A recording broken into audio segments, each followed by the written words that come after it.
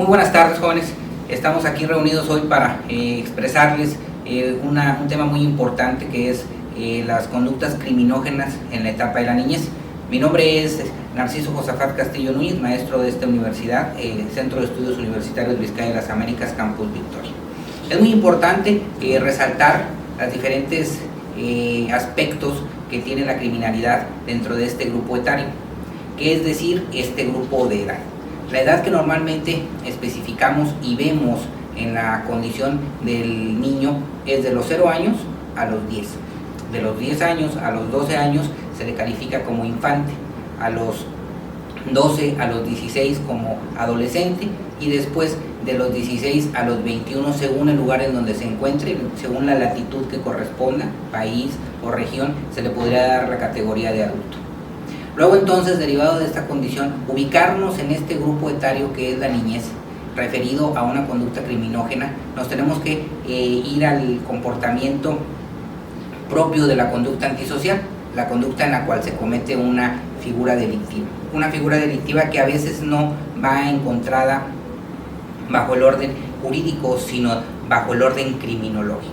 Sabemos que la criminología es un estudio sintético, explicativo, cultural, que estudia las conductas antisociales, según nos lo dice Rodríguez Manzanera y algunos otros autores que vamos a ir mencionando.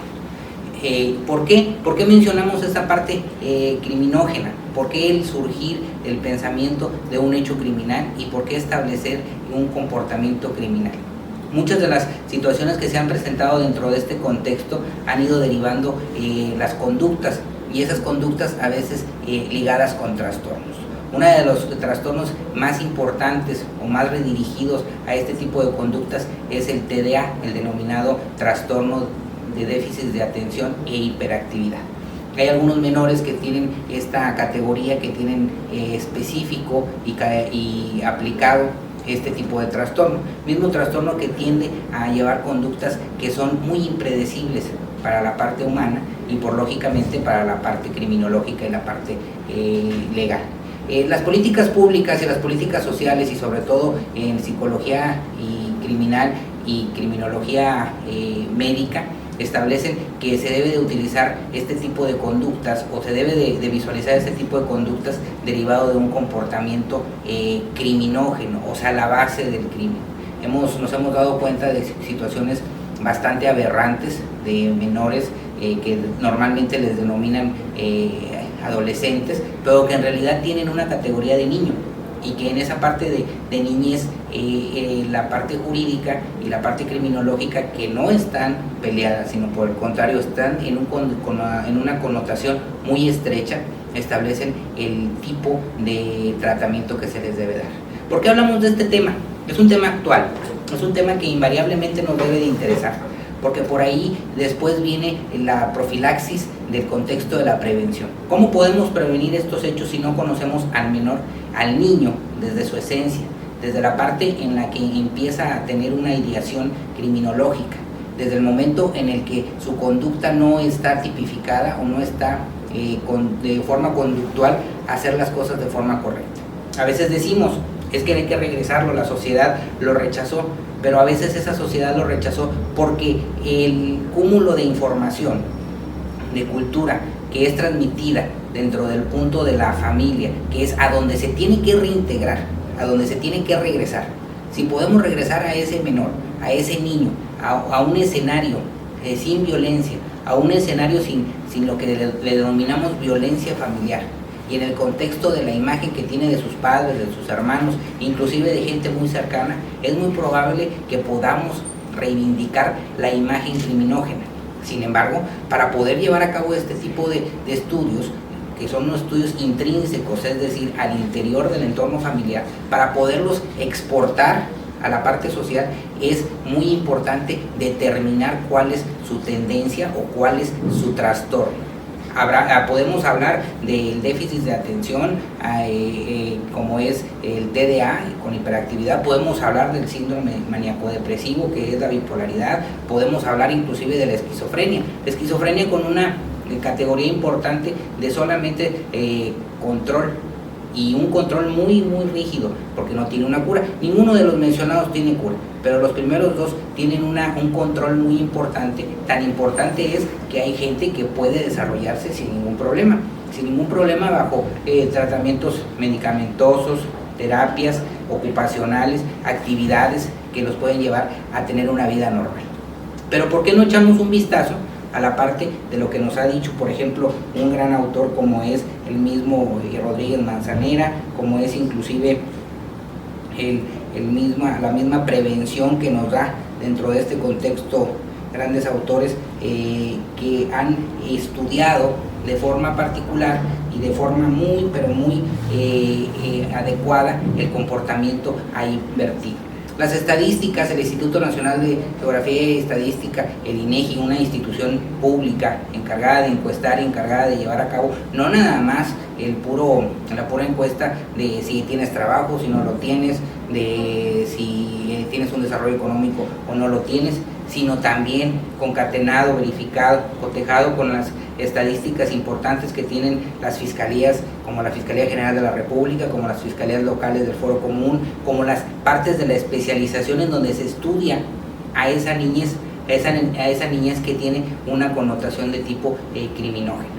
Estos aspectos son muy importantes porque entonces el especialista en el sistema y el especialista en ratificar la conducta de realmente moldear el comportamiento de un niño hacia una condición social que sea aceptable. El que tenga un trastorno, el que tenga una condición de esa naturaleza, no lo exime de poder participar con la sociedad, no lo exime de poder tener un desarrollo accesible y sobre todo, muy importante hablarlo, de un desarrollo que sea aceptable ante los demás. Las familias en México, por poner este ejemplo, que están constituidas por lo regular por padre, madre e hijos y que tienen un sinfín de características y un sinfín de idiosincrasias, que son culturas y de información que se generan a partir del colectivo que es la sociedad, orilla a veces a esos pequeños a que las conductas sean perdidas por la capacidad de asombro que tenemos. Los medios de comunicación son un parteaguas dentro del desarrollo criminógeno. ¿Por qué? Porque de repente encontramos a niños viendo películas de ficción, películas de acción que en realidad son ficción, de situaciones que a veces pueden pasar, y sí las vemos que pasan, como también otras que no pueden pasar. Entonces, en ese contexto, el propio menor el propio niño entiende que eso es normal.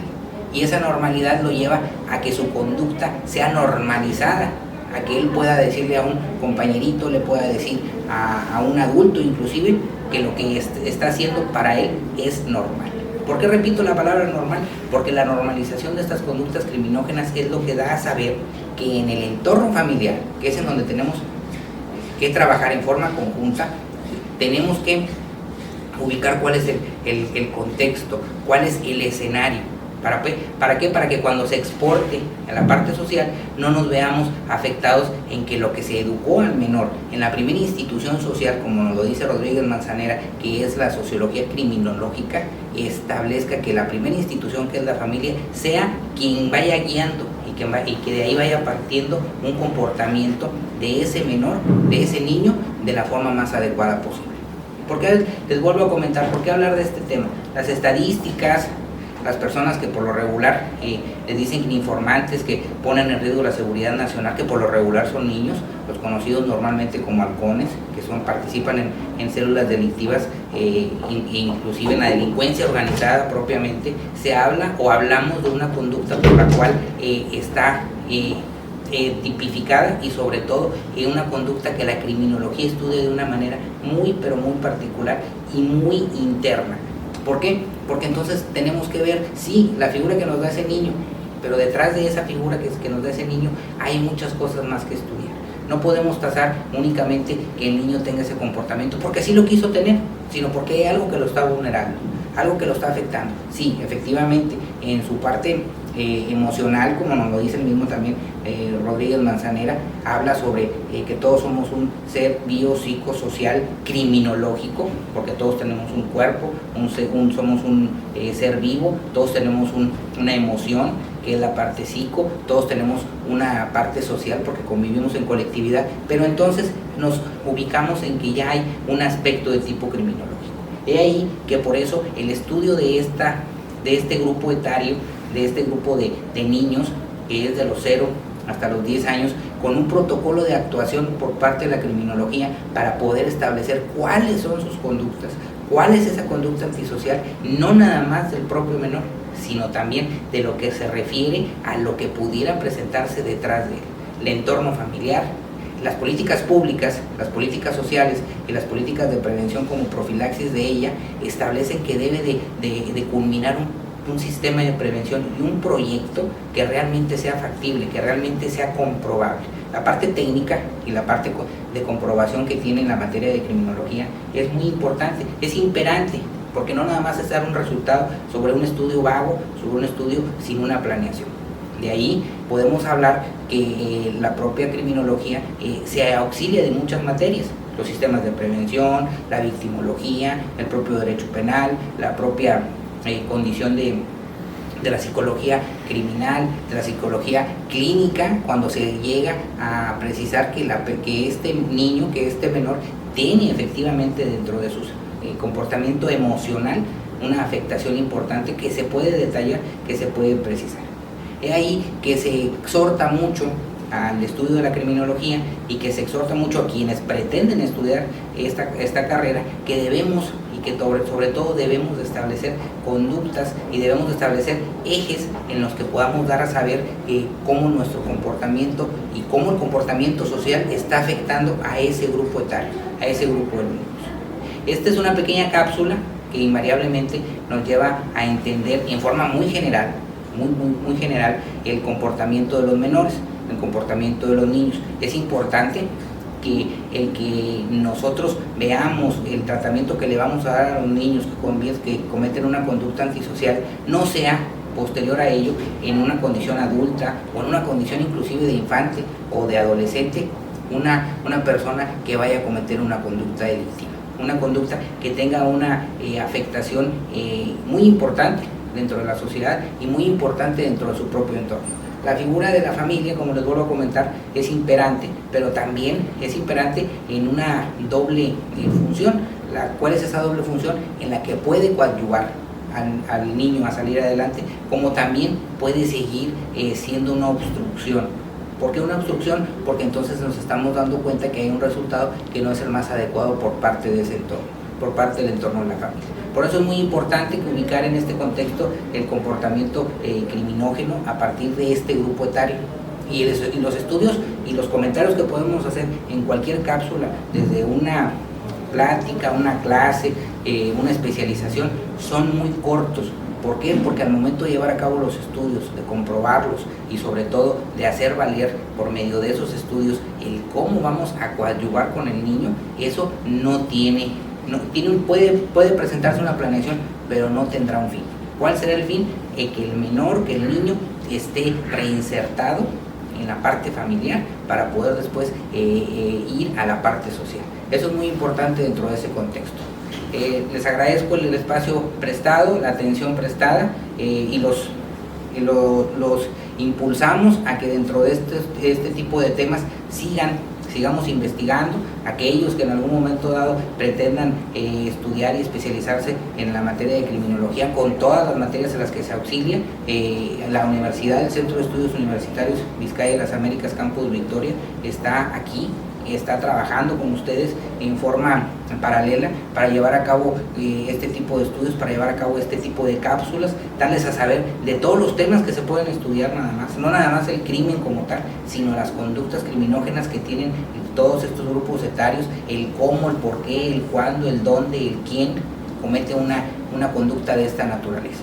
Es muy importante que veamos todo el panorama, la fenomenología de materias que tiene esta carrera y que ustedes pueden abordarlas una a una o especializarse en alguna en particular, pero siempre y cuando en una forma conjunta. Les agradecemos la atención prestada y esperamos verlos pronto en las instalaciones y los esperamos a los que quieran aspirar a ingresar a esta institución, serán bien recibidos. Muchas gracias.